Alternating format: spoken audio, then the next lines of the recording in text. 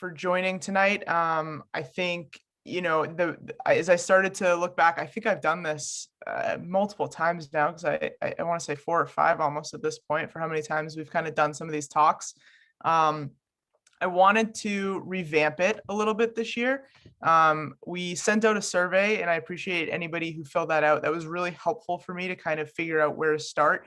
And the biggest question that I received from many of you was like, how do you start the process? Where do you start the process? And so for me tonight, what I wanted to do is really kind of walk through it step by step. So it's going to be different from previous ones where we kind of hit you with a lot of information. I'm happy to answer a lot of those questions too. But I wanted to start from the process standpoint. So for any of the players on the call, I would like for, if you don't have paper and pen, something that you can write with, I would like for you to go take a minute, grab some. Parents, I'm sure you already have some and you are welcome to take notes. But players, I'm going to have you kind of work through a few thoughts and writing some stuff out here.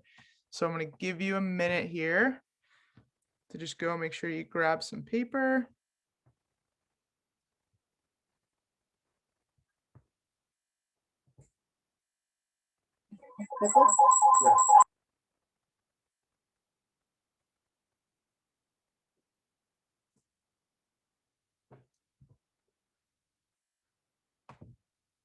All right. Okay. So I wanted you to grab some paper because I'm going to ask you some questions along the way, and I want you to kind of be writing out some of these answers. The biggest question, like I said, that we got is where do you start the process and how do you start the process? And exactly as some of you said before, I'm in 8th grade, I'm in 9th grade, I'm in 10th, 11th. So, I'm in 9th grade. Is it too early to start? I'm in 10th grade. Can I start now? I'm in 11th. Can I still start? And for the seniors, is it still possible? The answer to all of these questions is absolutely yes. I know that sounds, especially for seniors, I understand that might sound a little crazy, but it is absolutely possible to start the process. As a college coach, I am still getting new emails from seniors in high school who I have never seen play, who are interested in going through the process still. It is a unique year unlike any other. So the answer to right now is absolutely yes to everything. So as we said, the biggest question is where do we begin this process? The first thing we need to do is look at building a list of schools. Okay, and this is the part where everybody's kind of starting to figure out how we go about building this list of schools. What things do we consider when we're making this list, right? Like, how do you figure out where to start? What are those things? So the first thing I want to talk about is location. A couple things to think about. Do you want to stay in New England? Is that something that's important to you? Does the weather matter to you? You know what winters are like here. Do you want to get away from the winter? Parents, I'm sorry I'm saying that. Do you want to go somewhere else for a little bit, or do you want to stay close to home? Do you want to be able to go home on some weekends relatively easily? Do you want a rural area? What's the surrounding town like of a school? Do you want to try the West Coast out? Get a new look for a few years? Do you want something that's urban? Suburban? And does the distance from home matter? So for those of you players on the call, I want you to look at some of these things for location. And if any of these things kind of matter to you, I want you to write them down on your piece of paper. So if somewhat close to home or staying in New England, open to the West Coast, just start writing a few of those things down.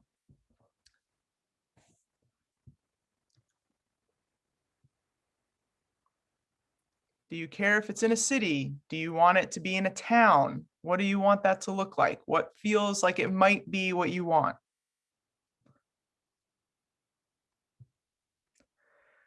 The next one is major. And so I will absolutely say that I understand that a lot of you might have no clue what you want to study in college, and that's okay. But when we think about major, it is something to consider. There are definitely some of you who know exactly what you want to do right now. So do you want a specific school, like a business school? Or do you not know what you want for sure and maybe you want to look at more liberal arts schools that have a bunch of different majors that you could consider?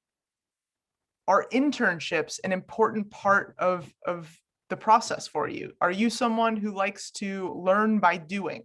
Do you want some job experience? Some schools require internships to be able to graduate.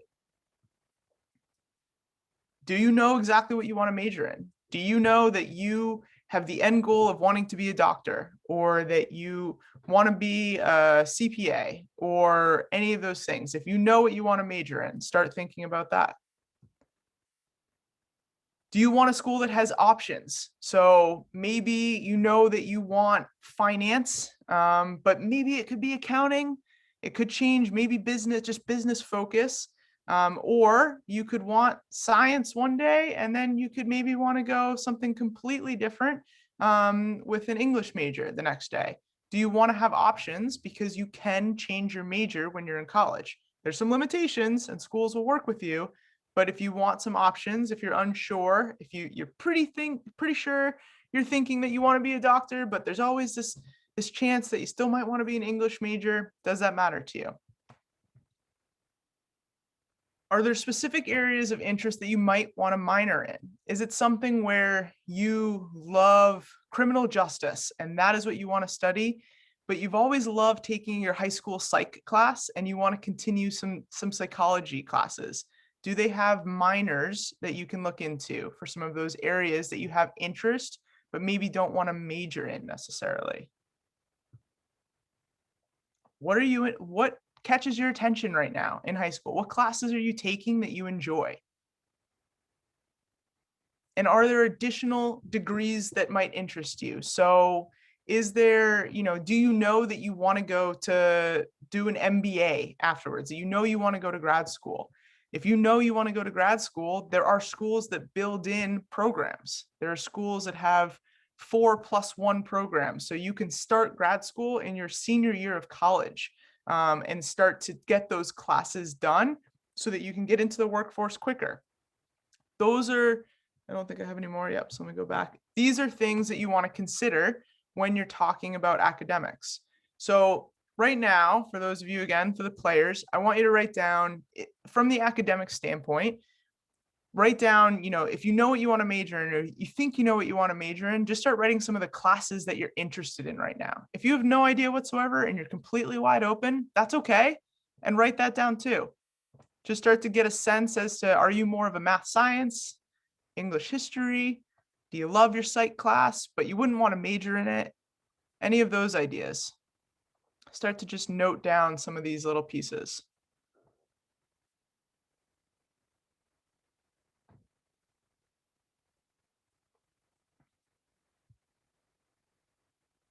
Okay, athletics. So big part of why we're here tonight. We're talking about soccer in college, right? So is D1 our aspiration?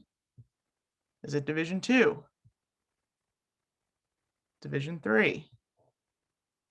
Are we looking to play intramurals or club sports? So you could be a player who considers yourself to be a very strong soccer player, but your dream school has always been Harvard. And you know that as much as you love playing soccer and that you're a good soccer player, Harvard might be out of your reach athletically.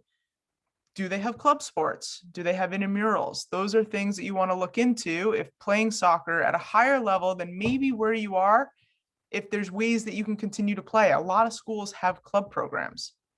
So when you're looking at the athletic standpoint, and if it's important to you, the best advice that I want to give to the players is to truly kind of think about, okay, where do I truly see myself playing in college? And I mean that in the nicest way, right? So we all have certain skill levels and we all have aspiration dreams for schools. And I don't think that you should cut any of those from the list, and we'll talk about that.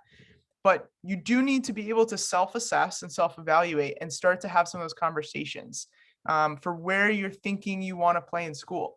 I would say that there are a ton of schools out there, and we'll talk about the actual numbers in the different divisions, but those are things to consider. So on your piece of paper right now, I want you to write down, if you're thinking about playing soccer in college, which I assume you are since you're here, are you thinking D1, D2, D3? Or maybe there are some schools that are just club and intramurals, and that's totally fine. But where does it fall for you? Start writing down some of those little notes.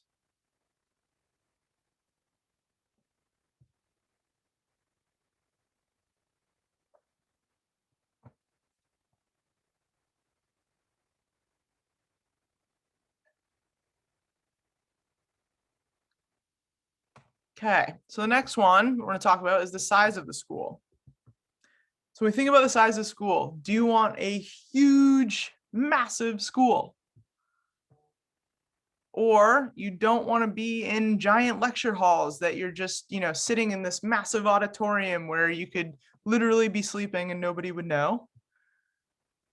Or maybe you want really small classes where you get to know the professor of each of your classes.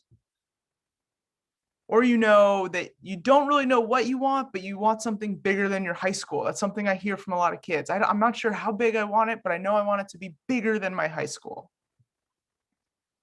Or maybe it's somewhere in between, a little bit big, a little bit small, somewhere right in the middle.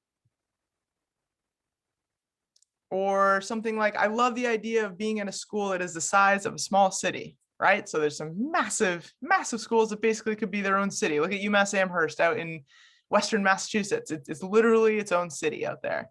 So when you think about size, thinking about some of these things, start to write down, if you're totally wide open, you don't care, that's great. Write that down. But if you know that you don't want to be in a lecture hall, write that down, like a huge lecture hall, write that down. Those that start to fill in that list from the size perspective. Things that matter to you.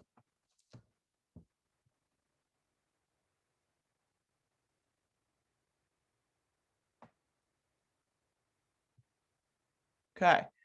Extracurricular activities. So these are things outside of soccer that you still might want to do outside of your academics. Academics, number one, soccer, number two, other things that you want to do, right? So let me just do this really quick. There you go. Okay, so is something like student government something that you're interested in? Multicultural activities. Do you want to be in the band? Do they have a band? Is that something that matters to you? Do you want to study abroad? And we'll talk about that one in just a minute.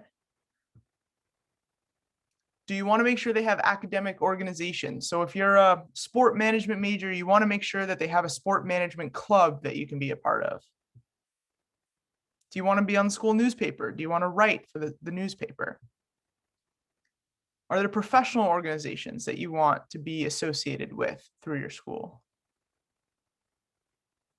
Or is volunteering something that's important to you and you want to see what they do in the community and what connections they have so that you can start to have some of those options be available? So looking at some of these extracurriculars, some of these things, start to write, and the list can go on, but what are some of these things that matter to you outside of academics and outside of soccer?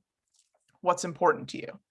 And while you're writing some of those things down from the study abroad standpoint, just so we can put that out there, it's a great question to ask any coaches of schools that you're talking to. For the Division I standpoint, from a soccer perspective, study abroad is really hard. It's not to say that it's not possible, but most coaches do not want you to study abroad because their spring season, which you would be a part of, is a huge training season. It's where most of the growth gets to happen because your season is so compact. You're playing games, so you have a game, a recovery session, training session, preparation session for a game, day off, recovery session, training. It just flies by in season. So spring seasons are really important. So study abroad is a little bit more difficult from a Division I perspective. So just keep that in mind as you start to look. It doesn't mean it's not possible. There are schools that have programs that you could do in May or in the winter over winter break where you could still get the experience, but it's not a full semester abroad. So just keep that in mind. This one's a little unique. So does the affiliation of the school matter? So for example, at Wellesley College, it's an all-women's college, but you can take classes at MIT through a consortium that they have. So there are some colleges that have relationships with other schools where you can take classes. So if that's something that is of interest to you, make sure you kind of note that, see if schools have those connections. Or does religion matter to you? Is religion something that when you're looking at a school is important to you to make sure it's a part of the educational experience? A lot of religious schools have classes built in. It can be for someone how they choose where they want to go. For myself, I went to Providence College. It has a religious affiliation. It wasn't for me something that was a deciding factor, but it was something where I had to take philosophy and theology courses that were required through some of that. So it was built into the curriculum. It wasn't a deciding factor to me, but it's still a part of your curriculum. So just make sure kind of where you fall, you understand what the school's curriculum looks like. So if there are any affiliations that kind of, if any of those things matter, start to write those down.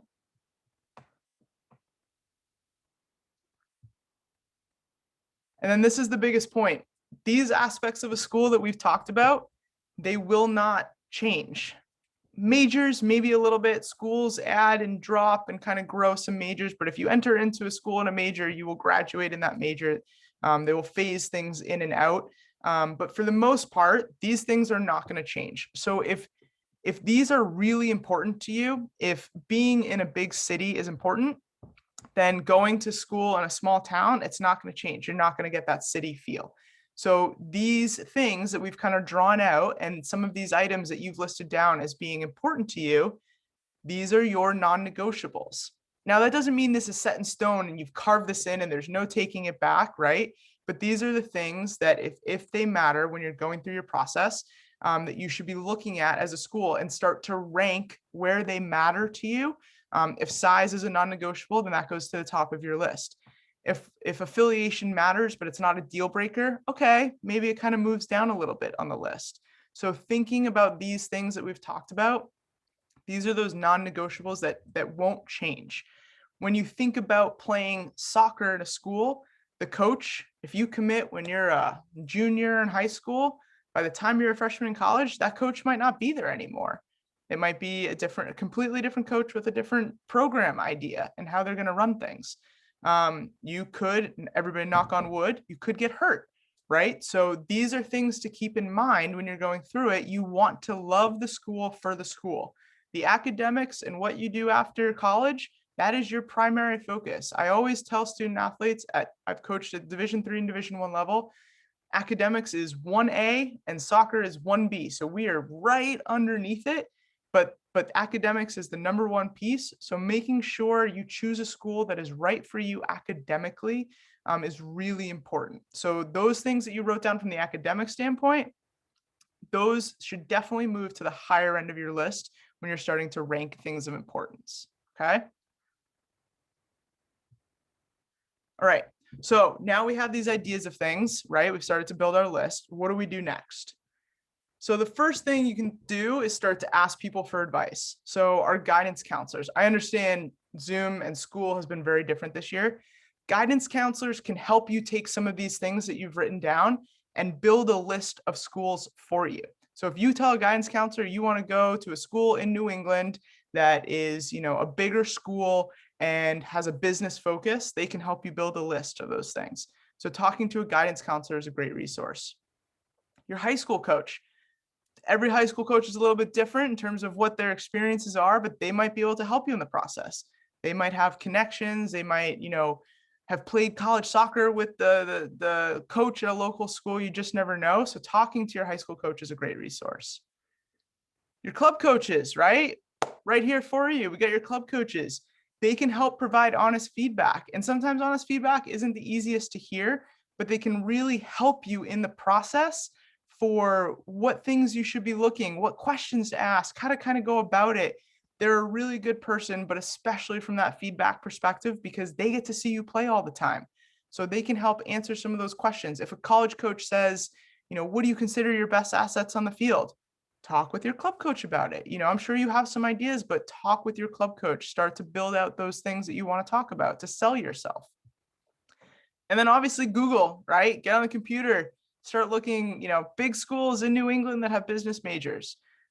Using Google to just help build a list, that's where we want to kind of go.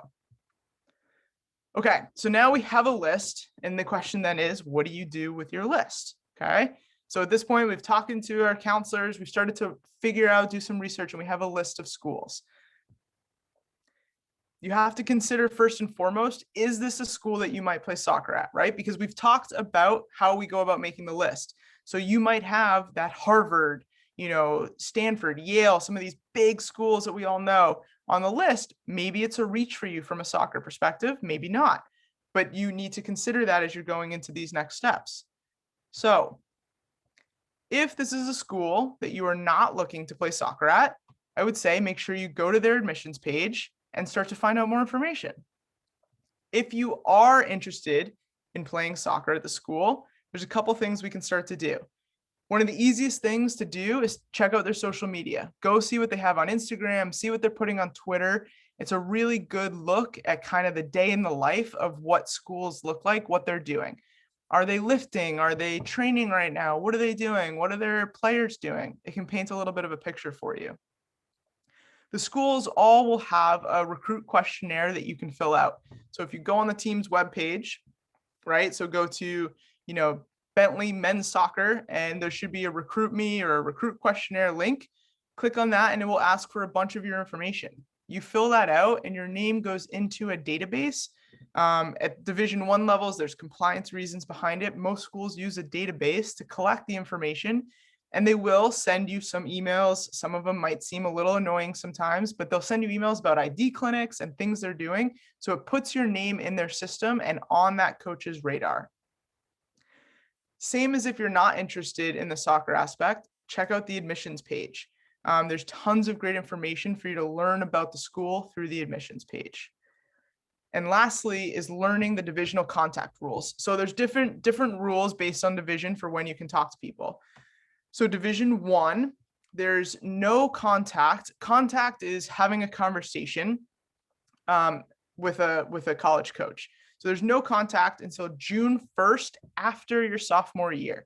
So a Division I coach cannot talk to you or give your club coach an evaluation of you, any of those things until June 1st after your sophomore year. And you can't come onto campus until August 1st of your junior year. So none of the unofficial visits. You can do an unofficial visit at any point. You can always go to a school, do an admissions tour, but you can't meet with a Division I coach until August 1st before your junior year of high school. The little exception right now is that Division I is in what's called a dead period. So that means there's no evaluations or in-person meetings. So say you're a junior in high school, you can contact a Division I coach in a dead period, meaning you can be emailing with a Division I coach, but they cannot come watch you play right now, and they cannot meet you on campus. Okay, so the NCAA just extended it last week to May 31st. So at any events that are happening, Division I coaches might be watching on live streams, but they cannot be in person at tournaments until May 31st. That's an NCAA rule. Division II, there's no contact until June 15th after your sophomore year, and there's no on-campus meetings until the same date, June 15th. Division III is a lot looser in their rules. You can contact them at any point. So you could be a freshman in high school. If you want to go to campus and meet with a coach, you can do that. There's no official visits until after January 1st of your junior year. The difference between an official and an unofficial visit is who pays for it. So if someone from California wanted to fly out to a college in Massachusetts to do an unofficial visit, they have to pay for it. If it was an official visit and the school wanted to pay for it, they can. It does not mean they have to, but they have the option to pay for an official visit after January 1st of your junior year. Okay, so what else can you be doing right now, right? It's end of February, we're going into March, we have some things happening. So you can check out ID clinics. Some schools are able to do them on their campus, some are not, right? So these are two that I listed as examples. There's tons of options out there. If there are external clinics being held that college coaches are attending, college coaches are usually working it meaning they will run sessions or they are evaluating play. Most of these companies that are running them, they will list out the college coaches that are working. I'm happy to chat through separately. If anybody has questions, if you're thinking of attending one and you want to know more about it, I'm happy to answer those questions separately. I just threw two examples up here of ones that I have worked in the past that I know of as a source of an example. Admissions office. Okay, so the admissions webpage has a ton of information. So parents, this is where especially we start to cue in here. So tours, some schools are doing tours on campus in person. Some are not allowing anybody on campus right now. That is strictly a COVID thing. Each school has their own rules. So while Division III is allowed to meet with prospective student athletes and their families, the school itself might have rules right now that prohibits meetings from happening. So checking out an admissions page to see what's happening, what they're offering. Some schools are doing individual tours that you can sign up for. You might have to provide a negative COVID test, those types of things. It's unique, but there are options available. If they're not doing in-person tours, they probably have virtual tours that are available right now. So look to see what's out there in terms of what they have so you can kind of start to see the campus. Parents, the financial aid page is a super important page as you start the process. The money piece is always a factor. All the schools will have a calculator on their page, on their financial aid page, where you can enter some information. It's not nearly as cumbersome as what you submit when you start to do the FAFSA form, but you can enter some general information to get an idea, a ballpark range of what what the cost of it might look like for you. So just know that that information exists. You can always call the financial aid office and ask questions as well. But the calculator is a nice, easy way for parents to kind of start on their end and get a sense as to where things might fall. A lot of schools also offer information sessions that are separate from admissions tours. So the tour might take you around campus and show you everything. And then they might also do an information session where you can sit down with somebody else from admissions who will answer questions for people. Okay, when we start to look, for those of you who are later into the process, the application process starts to come into play. So make sure you're checking due dates. A lot of schools have a lot of different requirements with COVID being what it is. So if you're a senior, you can definitely still apply places. A lot of schools have waived SATs and ACTs if they were required for admission before because the tests have not been run. So see what their requirements are. For those of you who are younger, from the testing standpoint, check out to see what the school requires. If you're a freshman, and again, I understand that some of the tests aren't being run yet, but if you're a freshman in high school and you're thinking about going to a school that in the past has every year required an SAT or ACT, start to look into that. If you can afford it, I always err on the side of taking it earlier to get a practice run in to see how it goes. Some schools will super score, meaning they'll take your best from one portion and best from another portion and combine them together to have the highest possible score from the two different sections on the test. So look into what they do and what they've done. And if you can, and as it becomes available, testing early for schools that do require it is helpful for you in your process. Okay. So now we want to create the to-do list for the schools that we are interested in from a soccer standpoint. So we're going to fill out the recruit questionnaire, and this is stuff that you're going to get in a worksheet too, but recruit questionnaire is a big piece, like we said before. We want to start collecting film on ourselves, and you guys are going to be getting games filmed as you start to get into your seasons here. So please parents hear me, you do not need to pay a professional film company to cut and highlight and edit film. You can use iMovie. College coaches I have seen movie taken from an iPhone from the sideline. It is not my favorite and I do not recommend it, but from the film that's being provided to you when you get to play in games and in tournaments and you get this game film, if you can pop it in iMovie and throw a circle on yourself or be very crystal clear with who you are, where you are on the field, being able to put together a highlight reel in COVID is really, really helpful. So start asking your club coach, what tournaments are we going to? Where are we going to be? Where are we going to be playing? What do those tournaments look like, in this area? The best part about New England, and I've been fortunate enough to have been coaching college for 10 years in New England between the Division 3 and Division 1 levels. The amount of quality players that come from the New England region is incredible. There are so many great tournaments that happen here, that as a even Division 1 college coach would be a primary focus for us when we'd be recruiting and going through our process. So the tournaments that are here are great. Again, D1 coaches are on that dead period for these tournaments that you probably have coming up in March, but they will be filming and live streaming and doing all sorts of things. So asking your coach what you're going to be attending is important. And then once we know where we're going, this is where we start taking some action. So we want to email head and assistant coaches. I'll be honest, there are some head coaches out there that don't even look at them, depending on how big the school is. There are assistant coaches who manage all of it.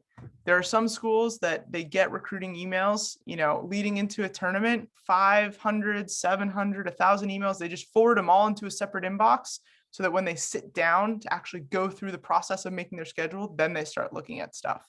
So recognize, that some head coaches won't even touch it. So email both the head and the assistant coaches that you see listed on the staff pages. CC your club coaches on all of those emails. We want your club coaches to know where you are reaching out so they can help you.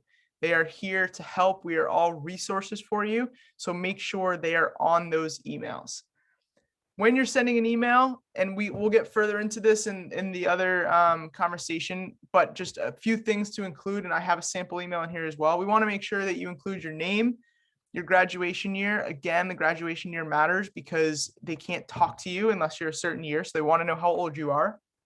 Your full club team name. So don't just say you play for Best FC. If I'm a college coach from rural Virginia, I've probably never heard of it. And that's not a bad thing, but if I'm coming up to New England because I see this great tournaments going on, ton of teams playing, I don't know if you're Best FC Elite, Best FC Plus, I'm just making up names, but I don't know what's what. So give your full team name, Best FC Elite 03. Include your jersey number and make sure you put that club coach contact information in there. So their email, their name, their email, and their phone number on top of CCing them on it. And then, like we said, letting them know any tournaments you're going to be at, locations, dates, all that kind of stuff. Remember that if you're sending an email to a D1 coach, they cannot respond to you. They will not respond to you. You might get a generic email that gives information that they would give to any person who's interested in the school, because that is all they're allowed to send. Information about camps, clinics, and general information about the school. So like I said, remember the contact rules. You may get a personal response. You may get something that's just generic. Start preparing questions for the coach if they want to do a call. A lot of coaches are trying to get to know you and figure it out. It's a weird year for all of us as college coaches. So start to come up with a list of questions that you might have for them. These are some examples of questions. How many recruits are you looking to bring in your 2023 graduate, high school graduating class? Where are you at with your 2022 class? Are you recruiting my position? What do you look for in a recruit? What's the team dynamic like? What is your style of play? What's your style of coaching? What does the schedule look like in season, off season? There's a ton of questions that you can ask. Be prepared. It's hard for a college coach when they get on a call with somebody and you ask, what questions, what can I tell you? And they say, yeah, no, I think I'm good. I think I got everything. It's like, how could you know everything? We just met. We just started talking, right? So have some questions, show that you care. Coaches get, especially at the higher levels, a lot of emails. So being genuine in your interest is important. And if you're interested, show that. Put some time in, do some research, and have some questions ready to go. Look to start to visit the school. Can you arrange an admissions tour? If it's D1, if it's D2 or D3, can you meet with the coach, right? If you schedule, hey, Coach Smith, I filled out the recruit questionnaire. I'll be touring the campus. Give some advance notice. If I get one the day before, my schedule is usually kind of packed already, right? So I scheduled a tour for the end of March on the 28th at 3 p.m. I'm going to be on campus. Is there any way that we could meet maybe so that we could chat a little bit? Some coaches will jump right on it and say, of course. Or maybe they have an assistant who can meet with you. Some coaches might not be able to, but you won't know until you ask. So ask. And then we attend tournaments, which is what you guys are going to be doing. There's going to be great tournaments that are going on here in New England. And for those of you who were on the previous call and everything that's happening from the club perspective, the options between the clubs that are all coming together to work together in this, there's going to be great opportunities for a lot of the local college coaches. For so many of you who do look to stay local in your college choices, great opportunities to be able to work with and train with and do some ID events between these clubs. So it's a really exciting time from that standpoint. I know as a college coach, for me, the idea of being able to see a ton of players, in a Saturday or in a Sunday locally here right now, it's like a gold mine. So there's a lot of great events happening and a lot of chances to start to being seen this spring, especially in March, April, May, as we get going here. Just a little side note, if it is a tournament, there's rules. Coaches can't talk to you till the end of the tournament when you've been released for the day. So once your last game finishes, there's always some coaches who don't truly abide by it, but just know that if a coach just says hi and keeps walking, they're not totally blowing you off before your game. They just can't talk to you. So here's a sample email. Again, I just kind of like made up some stuff. So dear coach, whatever it is, head coach and assistant coach, my name is blank. I'm a member of the Best FC Elite 04. I'm a center forward for my team and I wear number 7.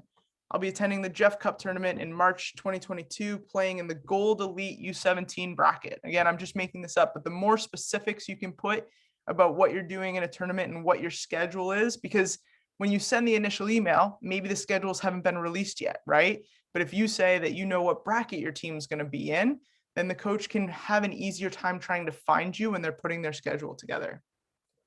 I wanted to let you know my strong interest in attending blank college because of your strong business and soccer programs. I'd really appreciate if you could watch me play. If you're not traveling, they've provided a link for games to be watched online and include the link in your email. If you have questions, please reach out to my club coach, include their phone number, email. Thank you for taking the time to read my letter, and I look forward to hearing back from you. Make sure, and you can see I put susiesmith@gmail.com, have a recruiting email for yourself or a professional name email, soccergirly229, or I've seen some crazy emails that have come through. Have a professional email. First, last name is a great way to go about it for yourself. Just quickly to touch on scholarships, because people always want to know scholarships. The Ivies, so Division I, you have the Ivies and you have everybody else. Ivies do not have any athletic scholarship and there's no academic aid. So that means, everybody's high achieving who's going to the Ivies. So it's need-based only. So you would check out the school's calculator to see what you would qualify for as a family. So parents just kind of have that in your mind if your son or daughter is thinking Ivies. For everyone else, for Division I, there's 348 schools overall, 139,000 plus athletes, 74,000 plus scholarships. Most of them are not full rides. Okay, so there are way more spots on a team than there are scholarships. And the example is for a women's soccer, Division I women's soccer team that is fully funded, meaning they have as many scholarships as they possibly can. It is only 14 scholarships. Okay, most teams will carry 28, 30 players. That means there are very few people on those rosters who have full rides. Division II, over 290 schools and over 35,000 scholarships available. Division III, over 400 schools, 0 athletic scholarships, okay? Less than 2% of high school student athletes are offered athletic scholarships. I know that sounds really crazy. Only 1% receive a full ride. There are special rules for a few sports, basketball being one of them. There's certain sports that get some full rides and how they work out, but most people do not receive full ride scholarships, which I'm sure a lot of you are aware of at this point. This number, less than 2%, is not meant to scare you. It just means that there are a lot of people playing high school soccer and who go on to play college soccer who are playing for no money. And there are a lot of teams that don't have scholarships. It's different at every school. The great news is, besides the Ivies and a few special schools, there are some schools that just consider themselves to be higher academic achieving, so they will not give academic scholarships. Their schools have academic money. So I'm telling you now to literally do your homework. Okay, do your homework, study. The higher your GPA is, the more money your parents will be able to qualify for from a financial aid perspective. So your schoolwork matters. Okay, so if you're putting off studying for a test, when we get off this call, then I suggest you start studying for that test and get ready. Okay, because it does matter when you go to college. From the bigger perspective, it also just helps you be ready for college, to be studying and learning good habits. So make sure you're doing your homework. These are just some other questions I got from the survey, and then I'll open it up and answer any questions that we have. What's the deal with dual sports? So you can most often at the Division I level, you don't have a lot of athletes who play 2 sports. It doesn't mean it's not possible. It's just not as common. Division III, it's really common. The one thing I will say is if you're thinking of playing, if you're like a soccer, lacrosse player or something, you want to play 2 sports, please just know that the expectation for both of those coaches separately is still that there's no like, this is my first sport, that's my second sport. If you're a college coach and you got a player on your team, that's your team and that's your job. So they expect you to be treating their team as if it's an important sport to you. So treat each sport with the fullest of respect and commitment. The extra years of eligibility, that was another one that a lot of people were talking about. So each program, each school everybody has been given an extra year of eligibility from this year. Even the Ivies finally did grant the extra year of eligibility to players. Every school is different in what that means. So if a school doesn't have grad school, the student still may not be able to do their extra year depending on what their academic structure is at the college, if they can do that extra year at that school. So there's a lot of players right now in the transfer portal that are looking to use their extra year of eligibility at a different school. It's a great question to ask coaches for how that is affecting their process and what they've spoken about with their own players, if they're going to support them financially from a scholarship perspective, if it's a higher level, or if they've said, yes, we would definitely want you to come back and continue to be a part of our program. So it's a great question to ask coaches. What are training schedules like? I'm going to leave that one for now because I think it's one we can talk about a little bit more in the next session. And I do want to have time for other questions, but it varies from program to program and level to level, but we can answer that one later. Okay. I feel like I need 10 water bottles right now to rehydrate from all of that.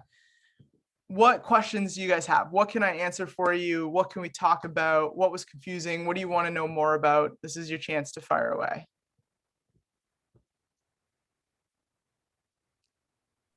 So just for a process, most of the kids will be familiar with this, but if you click on the reactions button, there's an option to raise your hand. That would be the best way. We'll then unmute the mic and you can ask your question rather than having 3 or 4 people potentially speak over each other. So if you do have a question, please click on the reactions button, click your raise hand. It will then go to the top of the participants list and we'll be able to find you.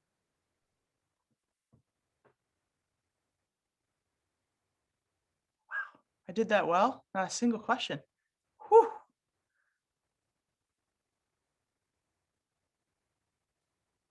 Wow, really? There's one. Jeanette, I'm going to unmute you if you want to go ahead. Hi guys, I'm Caitlin's mum in 04.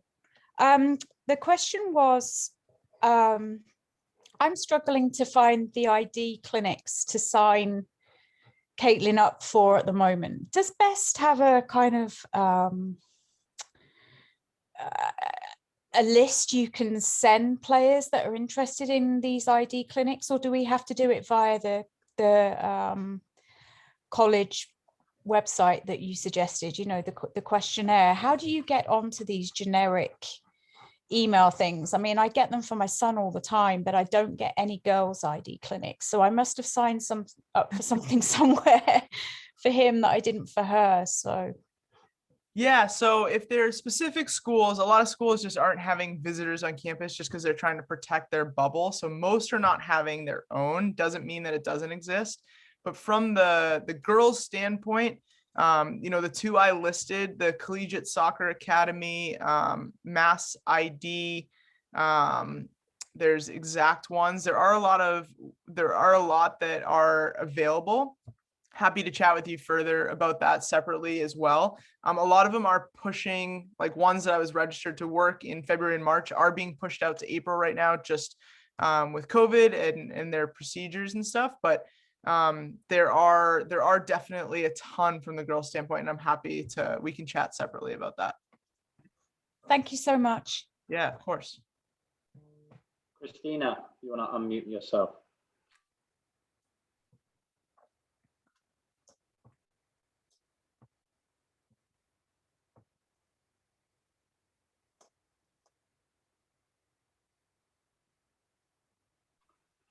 Can't hear you, Christina.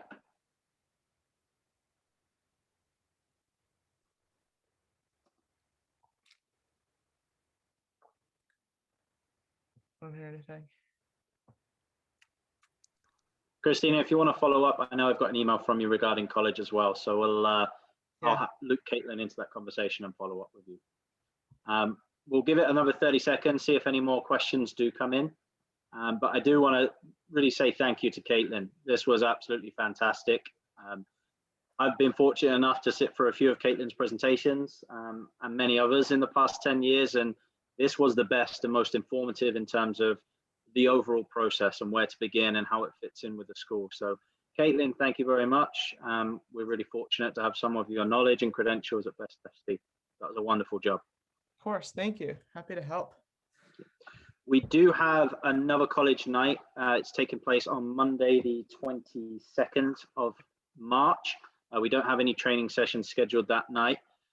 That's going to be more of a college panel. So we're going to have some college coaches on there, potentially some current and future college players, and really talk about the day-to-day life of a college or student athlete.